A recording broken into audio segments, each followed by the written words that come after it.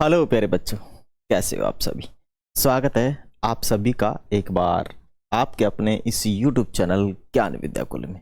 और आज हम फिर से चैप्टर नंबर 2 स्टार्ट कर दे रहे हैं। चैप्टर नंबर 2 है सजीव जगत में विविधता। इसके हम किताब के अंदर जो चैप्टर के अंदर क्वेश्चन पूछे जाते हैं वो स्टार्ट कर रहे हैं। मानी भाग नंबर 1 क्वेश्चन आंसर।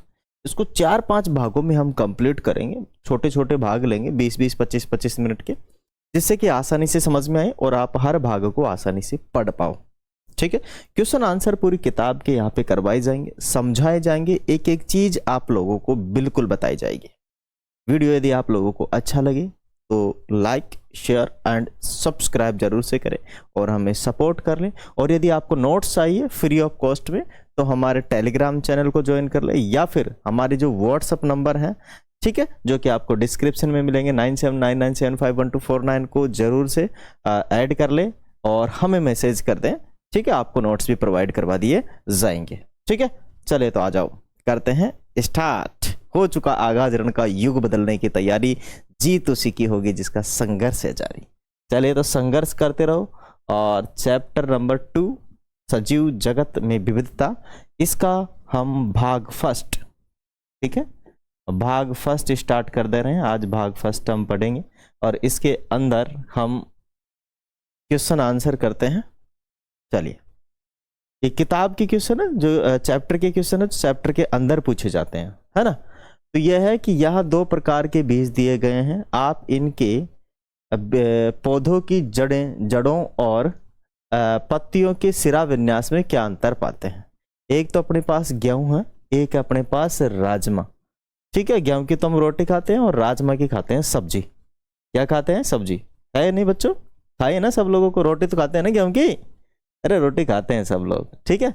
और इसका क्या खाते हैं? राजमा की सब्जी बनती है बहुत अच्छी, है ना। चलिए तो खा लेते हैं राजमा की सब्जी। मानी गेहूं के बीज पत्री पौधे, जो गेहूं का जो बीज होता है उसका एक बीज होता है उसमें, माने उसमें 2 टुकड़े नहीं होते तोड़ने पर। जैसे राजमा को तोड़ने पर 2 टुकड़े हो जाते हैं, तो गेहूं में ऐसा नहीं होता है।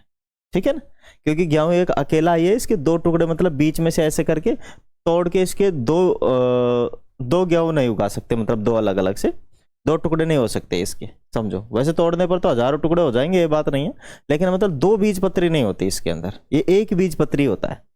ठीक है, इसमें जखड़ा जड़, इसमें जखड़ा जड़े पाई जाती है। जखड़ा जड़े का मतलब रेशेदार। ठीक है, मतलब मूसला मूल नहीं पाई जाती, रेशेदार होती है।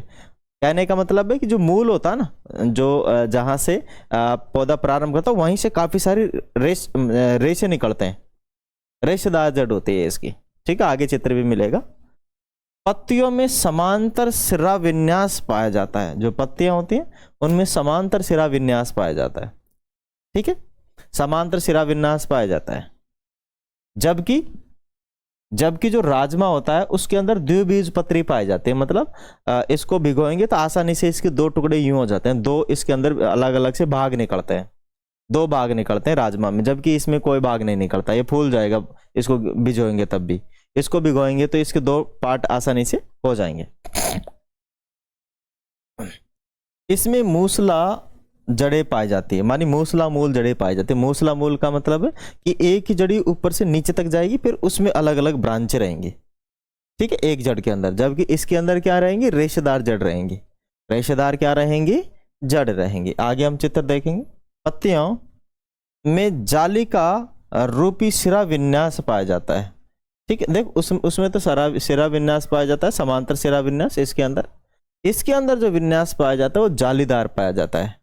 ठीक है, क्या पाया जाता है? जालीनुमा बन जाती है ना। जैसे मैं आपको बताऊं जालीदार कैसे होता है, कि अगर अपने को ये लीफ है, समझ लो ये लीफ है, ये ना लीफ का मैं चित्र बनाता हूं अच्छे से।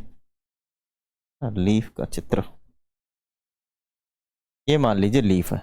ठीक है, ये ऐसे करके लीफ है, पत्ता है, तो इसमें ऐसे करके फिर यूं करके ये जो चल रहा है ये समांतर सिरा विन्यास है। क्या है? समांतर सिरा विन्यास। और इन्हीं के अंदर ही यूं जाली का पड़ जाए, यूं लग जाए, तो ये जाली का रूपी सिरा विन्यास है। ठीक है, क्या हो जाएगी? जालिका रूपी शिराविन्यास, ऐसे ऐसे होगा जालिका रूपी शिराविन्यास। और दूसरे तरीके से जो मैंने बनाया था वो केवल क्या हो जाएगा, शिरा विन्यास। आ गई बात समझ में। अब चलते हैं, देखो ओ माय गॉड इसका चित्र तो है नहीं, आगे मिलेगा ना, ठीक है ओके। क्या हो जाएगा, आगे मिलेगा। मैं आपको चित्र दिखाता हूँ राजमा का भी और इसका भी मिलेगा, मैं हमने बना रखा है चित्र, तो जालिका रूपी शिराविन्यास भी है और ये भी वाला भी है।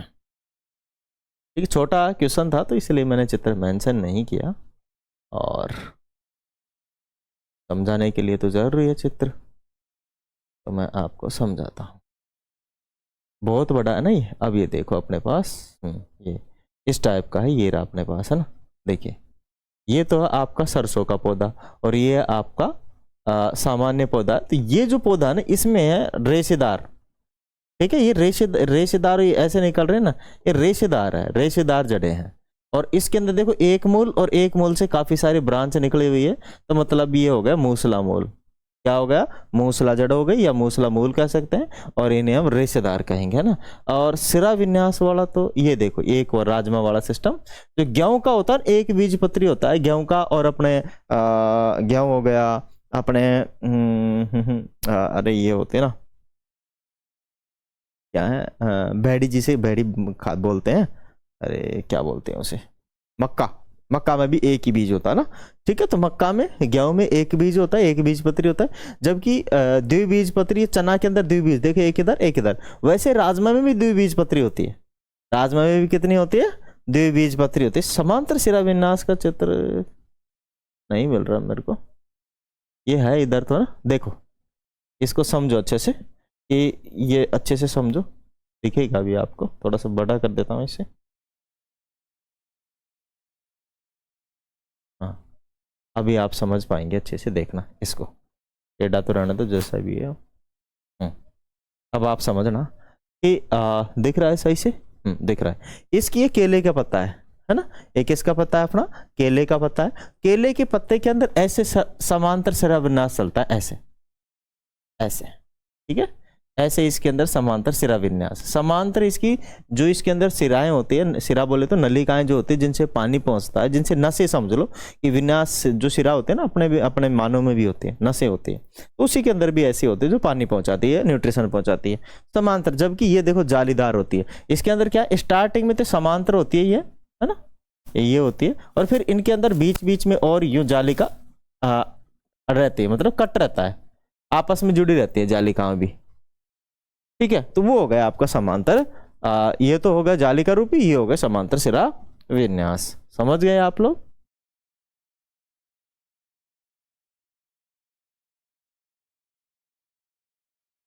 चलिएगा आगे चलते हैं। अगला वाला सवाल है कि नीचे कुछ जंतुओं के नाम दिए गए हैं, उनके आवास के आधार पर समूह बनाए, है ना। उनके आवास मानी घर के आधार पे, मानी चिन्हांकित की खंड का में जल जंतुओं मान जल में रहने वाले जंतु, और चिन्हांकित खंड ख में स्थलीय जंतु मान जो स्थल में जंतु रहते हैं उनके लिए उनके जंतुओं के नाम लिख रहे हैं, और खंड ग में दोनों आवासों में रहने वाले जंतुओं के नाम लिखने हैं, ठीक है।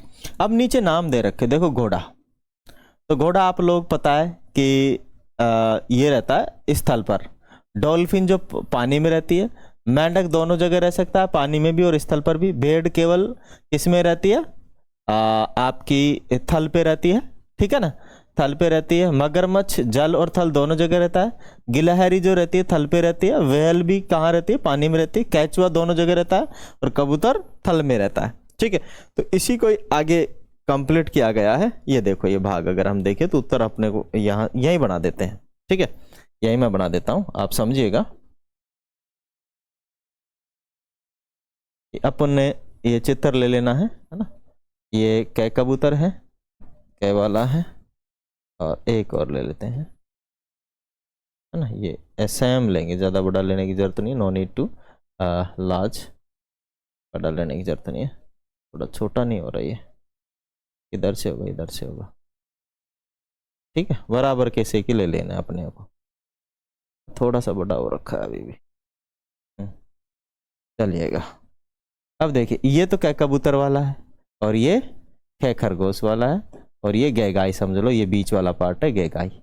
अब समझो देखो इसमें तो कै कबूतर में तो थल लेना है, थल थल थल पर रहने वाले जो जीव होते हैं वो, और इसमें जल में रहने वाले जीव हैं, है ना। और ये जो है दोनों जगह उभयचर कहते हैं, इसे क्या कहते हैं, उभयचर, उभयचर, ठीक है। उभयचर का मतलब है जो दोनों जगह रह सकते हैं, उनको हम उभयचर कहते हैं, जो दोनों जगह रहते हैं उनको उभयचर कहते हैं। अब देखो पहले घोड़ा आ गया, तो घोड़ा थल पे रहता है तो यहां लिखेंगे घोड़ा, ठीक है।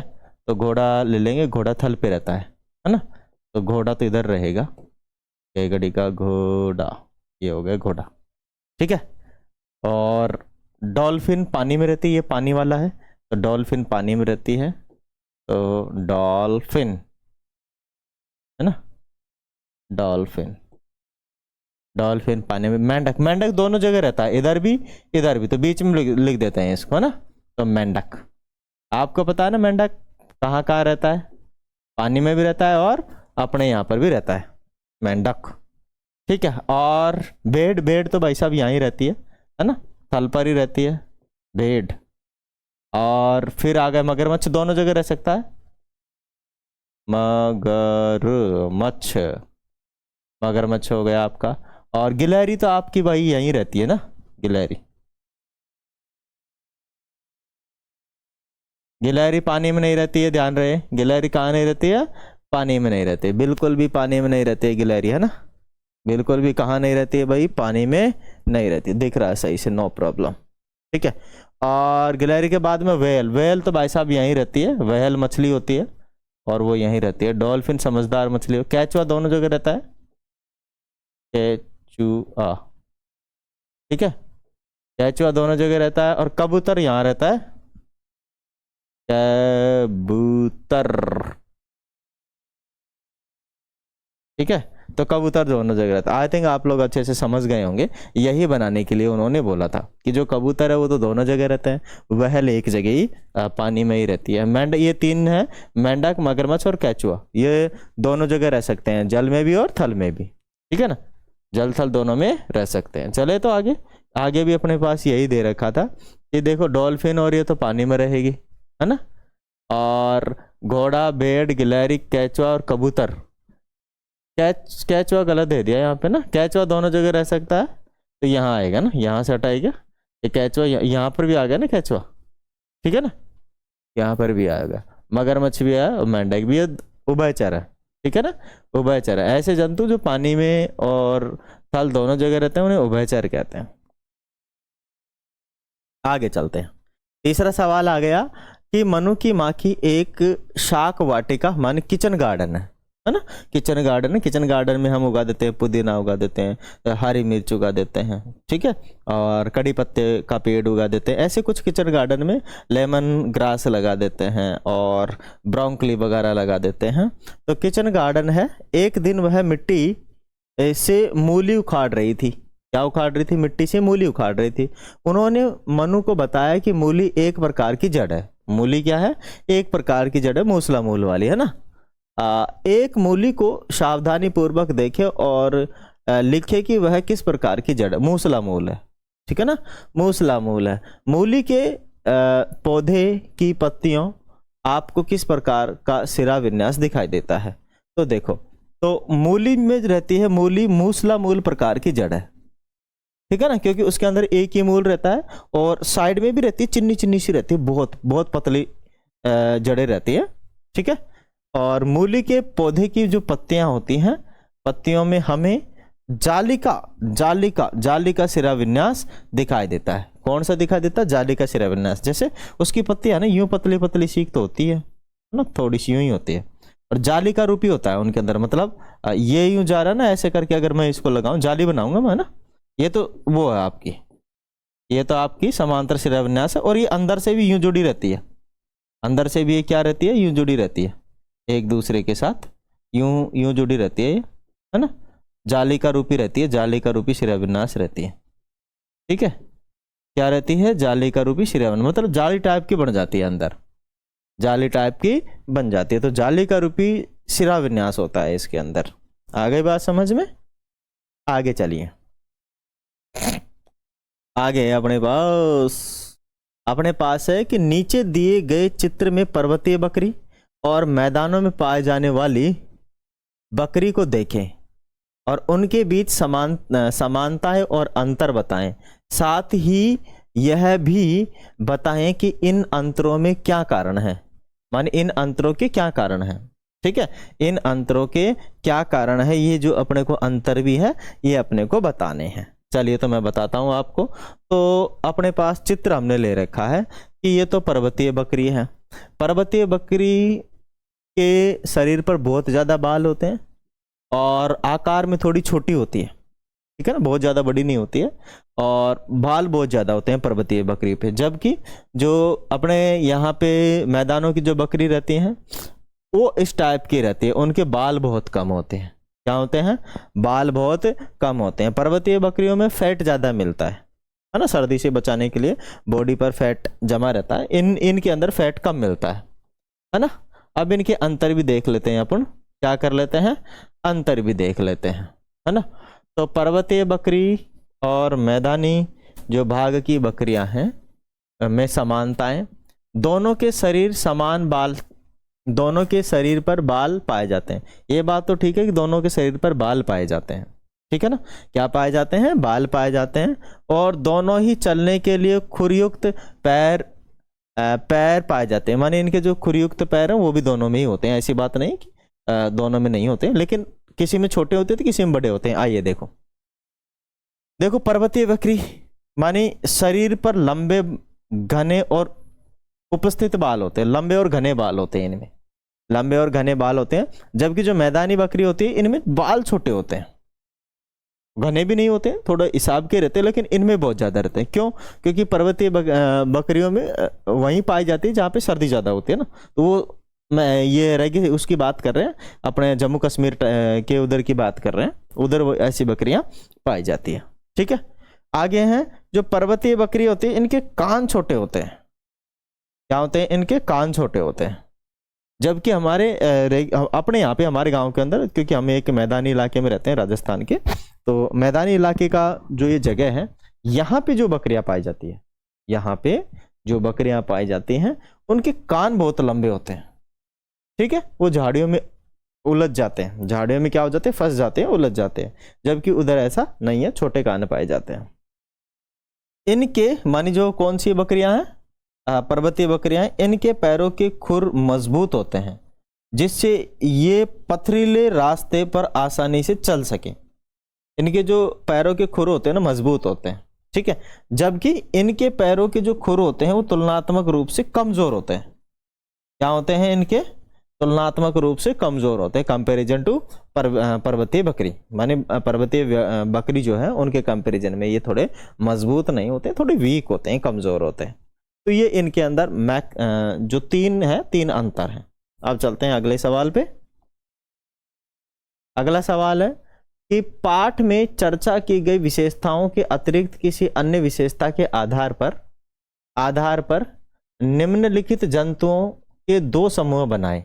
जैसे गाय के तिलचट्टा के, देसी कॉकरोच भी कहते हैं तिलचट्टा को, कबूतर, चमगादड़, व्हेल, कछुआ, मछली, टिड्डा और छिपकली, इनके दो समूह बनाने हैं। तो दो समूह यहाँ पे बनाए गए। किस टाइप से बनाए गए हैं? उड़ने और न उड़ने वाले। माने न उड़ने वाले, ठीक है, और एक है उड़ने वाले। अब उड़ने वाले में, न उड़ने वाले में गाय, व्हेल पानी में रहती है, कछुआ भी पानी ऊपर दोनों जगह रहता है, ये पानी में, और ये अपने घरों में रहती है छिपकली, ये न उड़ने वाली है। ठीक है, दो समूह बनाए गए न उड़ने वाले। आ गया अपना एक तिलचट्टा, जिसे कॉकरोच कहते हैं, ये उड़ता है। ठीक है, कबूतर भी उड़ता है, चमगादड़ भी उड़ता है, टिड्डा भी उड़ता है। टिड्डा भी क्या होता है? उड़ता है। हाँ, ये बात अलग है कि ये जो टिड्डा है और ये जो तिलचट्टा है वो लंबे नहीं उड़ पाते हैं, लेकिन कबूतर और चमगादड़ खूब अच्छे से उड़ पाते हैं। ठीक है, आपको पता है चमगादड़ जो है अंडे नहीं देता है, बच्चे देता है, दूध पिलाता है ये क्या पिलाता है? दूध पिलाता है, ध्यान रखना।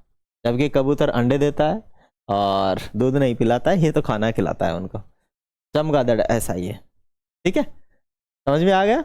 अगर इनको थल और स्थल के आधार पे, माने आवास के आधार पे बदलते तो 3 भागों में बदलते, एक तो स्थल में और एक जल में, और दोनों जगह जो रह सके वो, ठीक है ना। तो वो 3 आधार इनके बनते। चलिए आगे आगे चलते हैं।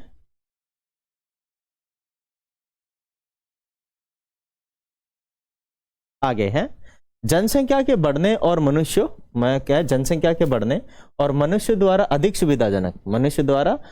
सुविधाजनक जीवन की चाह में विभिन्न आवश्यकताओं की पूर्ति के लिए वनों की कटाई की जा रही है। यह हमारे आसपास के परिवेश को कैसे प्रभावित कर सकता है? आपके विचार से हम इस चुनौती का निदान कैसे कर सकते हैं? ठीक है, तो इस चुनौती का निदान यही है, देखो जनसंख्या बढ़ेगी, स्वाभाविक है, अपने पेड़ पौधे कटेंगे, ठीक है, क्योंकि एक तो बेकार पेड़ पौधे होते हैं वो काट के तो उनको बेच देते हैं, ये जो ईंट पकाते हैं उनको, ईंट भी पकना जरूरी है, नहीं तो अपने मकान नहीं बनेंगे, ठीक है। दूसरी बात, अच्छे क्वालिटी का जो पेड़ है वो फर्नीचर बनाने में चले जाते हैं, नीड है ना, ज्यादा लोग होंगे तो ज्यादा फर्नीचर चाहिए ना। अब कर क्या सकते हैं, कट रहे हैं तो अगर 2 पेड़ कट रहे हैं तो हम 200 पेड़ लगा सकते हैं, बस ये कर सकते हैं, इसके अलावा कर कुछ नहीं सकते, ठीक है। कटना तो स्वाभाविकता है। अभी आप लोगों को पता है कि जो रास्ते बन रहे हैं उनके किनारे पहले बड़े बड़े पेड़ थे, ठीक है, अब रास्ते चौड़े हो रहे हैं तो फिर उन पेड़ों को काटा जा रहा है, और फिर जो जगह बचेगी फिर उसमें पेड़ पौधे लगाएंगे, फिर चौड़ा होगा फिर उसमें लगाएंगे, ये चलता रहेगा। आगे है कि जनसंख्या के बढ़ने और मनुष्य द्वारा अधिक सुविधाजनक जीवन की चाह में विभिन्न आवश्यकताओं हमारे आसपास के परिवेश में प्रदूषण बढ़ रहा है। इसके की पूर्ति के लिए वनों की कटाई की जा रही है, जिसके साथ ही वन्य प्राणियों के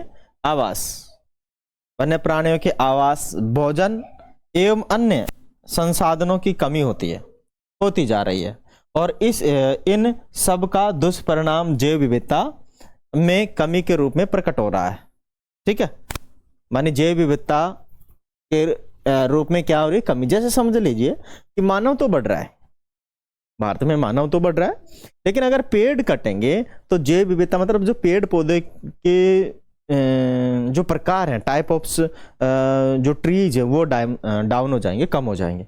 जंगल में रहने वाले जो जीव जंतु है वो समाप्त हो जाएंगे, ठीक है, क्योंकि काफी सारे जीव जंतु पेड़ पौधे या घने जंगल में ही रहते हैं, वहां पे उनका जो जीवन है वो अच्छे से व्यतीत होता है। अगर सफा कर दिया जाएगा, बिल्कुल हटा दिया जाएगा, तो उन पेड़ पौधों को कोई भी माने उन जीवों को कोई भी दूसरा जीव खा जाएगा। पेड़ पौधे उनकी सुरक्षा कर लेते हैं, चढ़ जाते हैं पेड़ पौधे में, छोटे जीव जो होते हैं छिप जाते हैं कहीं पे, घनी घास के अंदर छिप जाते हैं, घने पेड़ पौधों के अंदर छिप जाते हैं, नहीं रहेंगे तो ऐसा ही होगा, ठीक है। डाइवर्सिटी कम हो जाएगी, कम हो जाएगी। आगे चलिए, चुनौतियां क्या हैं इसकी, माने हम इन चुनौतियों का निदान निम्न प्रयासों से कर सकते हैं, ठीक है। क्या क्या प्रयास कर सकते हैं हम, कि जनसंख्या वृद्धि को प्रभावी नियंत्रण विधियों द्वारा कम सीमा में रखने का प्रयास करना चाहिए। मानी जनसंख्या कंट्रोल करने का उपाय किया जा सकता है गवर्नमेंट के द्वारा, कि कम से कम 1 बच्चा, ज्यादा से ज्यादा 2 3 4 जो भी है, लेकिन 10-15 नहीं, ठीक है ना। एक महिला को बच्चे पैदा करने वाली मशीन बना के न छोड़े, ठीक है, उसको सम्मान दे, कम से कम 4 ठीक है, 3 ठीक है, 5 ठीक है, जो भी है, कम से कम 10 नहीं होने चाहिए, समझ गए ना। विकसित भारत में, मानी अब जो भारत विकासशील है लेकिन 47 तक विकसित हो ही जाएगा, इस विकासशील भारत के अंदर अगर कोई महिला 10 या 12 बच्चे पैदा कर रही है, इसका मतलब है कि महिला को मशीन बनाकर रखा गया है, ठीक है। क्या बना के रखा गया है, मशीन बना के रखा गया है, ओके। तो थोड़ा समझो, महिला एक मशीन नहीं है बच्चे पैदा करने की, उसका भी इस प्रकृति में सम्मान है, जीने का अधिकार है, समझ गए ना। चलिए आगे, वन संपदा का विवेकपूर्ण उपयोग किया जाना चाहिए। जो वन संपदा है उसका विवेकपूर्ण उपयोग किया जाना चाहिए। वन संपदा का, वनों को सामुदायिक सहभागिता के साथ साथ पवित्र उपवनों की तरह संरक्षित करने का प्रयास करना चाहिए। क्या करना चाहिए? प्रयास। मानी वनों को सामुदायिक सहभागिता के साथ पवित्र उपवनों की तरह संरक्षित करने का प्रयास करना चाहिए। ठीक है, आगे है कि जिन स्थानों पर पूर्व में वन थे वहां पुनः वनीकरण द्वारा वनों का पुनः स्थापित करने का प्रयास किया जाना चाहिए। जहां पे पहले वन थे वहां पे वापस से वन उगाए जाने चाहिए। ठीक है, आई थिंक आप लोग समझ गए होंगे, आप लोग कॉपी कर सकते हैं।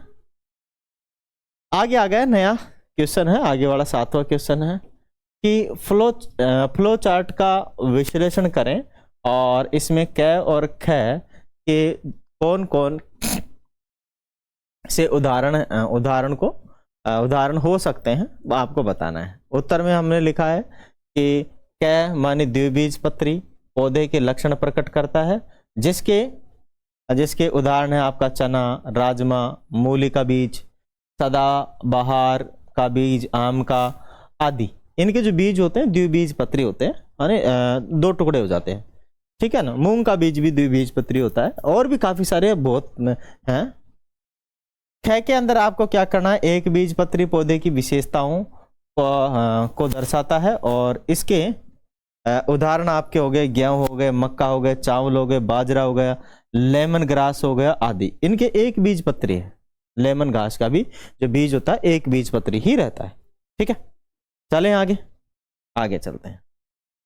यहाँ पे फ्लो चार्ट दिया गया है। पौधा क्या है? आपका पौधा है। ठीक है, पौधे में हाँ है पौधा, इसमें पत्तियां है, हाँ बिल्कुल पौधे के अंदर पत्तियां होंगी। ठीक है, और पत्तियां जो है कि इनमें जाली का रूपी शिरा विन्यास है, तो ख में नहीं, और आगे वाला बोल रहा है कि हाँ है। ठीक है, मानी कुछ में जाली का रूपी, अगर हम देखो शिरा विन्यास की बात करें तो लेमन ग्रास के अंदर तो शिरा विन्यास पाया जाता है ना, उसकी बहुत पतले पतली शिराएं वो होती हैं, क्या होता है? पत्तियां होती हैं। ठीक है, चले आगे चलते हैं। आगे अपने पास है राज अपने मित्र संजय से तर्क करता है कि गुड़हल का पौधा एक झाड़ी या संजय, इसके स्पष्टीकरण के लिए कौन से प्रश्न पूछ सकता है? चलिए तो आगे हम देखते हैं। मानिए जो गुड़हल का पौधा होता है एक झाड़ी है। ठीक है, गुड़हल का पौधा क्या होता है? एक झाड़ी होता है, और संजय इसके स्पष्टीकरण के लिए निम्न प्रश्न पूछ सकता है। क्या गुड़हल का पौधा मेरे से छोटा है, या मेरे बराबर ऊंचाई का है, अथवा मेरे से अधिक ऊंचाई का है? ये प्रश्न पूछ सकता है। और क्या गुड़हल के तने का रंग भूरा है या हरा है? ये क्वेश्चन कर सकता है। या क्या कर सकता है? क्या गुड़हल के तने को सरलता से मोड़ सकते हैं, अथवा वह कठोर होता है? ठीक है, गुड़हल के पौधे की शाखाएं भूमि के निकट से निकलती है या तने के ऊपरी भाग से निकलती है? ये क्वेश्चन किए जा सकते हैं। ये क्वेश्चन क्या हो सकते हैं? किए जा सकते हैं कि ये वो प्रश्न हमसे पूछ सकता है। ठीक है, चले आगे चलेंगे। आगे बोल रहा है कि तालिका में कुछ आंकड़े दिए गए हैं, आंकड़ों के आधार पर इन पौधों के उदाहरण का पता समूह लगाएं। माने उदाहरण का पता और समूह लगाएं। ठीक है, तो द्विबीजपत्री के अंदर मूसला मूल जड़ पाई जाती है, और जबकि एक बीजपत्री के अंदर क्या होती है? जखड़ा जड़ पाई जाती है। क्या पाई जाती है? जखड़ा जड़। अब द्विबीजपत्री की बात करें तो हमने राजमा हो गया, राजमा। ठीक है, आम हो गया। ओके, और जखड़ा जड़ माने एक सरसों कह सकते हैं, सरसों हो गया। ठीक है, सरसों के साथ साथ अपना चावल हो गया। ठीक है, चावल हो गया, सरसों, चावल, और मक्का हो गया, मक्का। ये सब है ना, इसके उदाहरण है। और भी है, ये नहीं है कि ये मूंग भी हो गया, चना भी हो गया, मूंग हो गया, चना लिख देंगे, चना, मूंग। ठीक है, चले आगे। 1-2 क्वेश्चन हो रहा है, क्योंकि हम काफी सारे भाग के अंदर इसको डिवाइड करेंगे, बिकॉज आपको अच्छे से समझ में आएगा। आगे आ गया अपने पास, देखो ये उदाहरण अपने ने पहले ही लिख दिया ना उधर, कोई जरूरत नहीं। मानी समूह क में पौधे